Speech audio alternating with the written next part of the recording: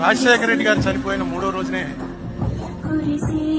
వినాయక నిమజ్జనం సరిగ్గా సెక్రటేరియట్ ఎదురకుండా హుస్సేన్ సాగర్ లో జరుగుతుంది.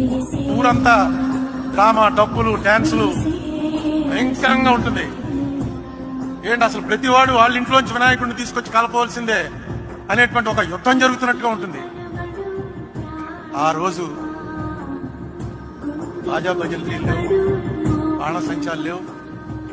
పిన్ డ్రాప్ సైలెన్స్ లో నిమజ్జనానికి తీసుకొచ్చినటువంటి ప్రతి బండి మీద వినాయక విగ్రహం 40 అడుగులు 50 అడుగులు ఉన్న ఖైరతాబాద్ విగ్రహం నుంచి ఎవరో అప్పలకొండ అన్నవాడు తన ఇంట్లో పెట్టుకున్న చిన్న విగ్రహం వరకు అన్ని విగ్రహాలతోటి రాజశేఖర రెడ్డి గారు చనిపోయిన ఫోటో, ఆ ఫోటో పెట్టుకుని వచ్చారు.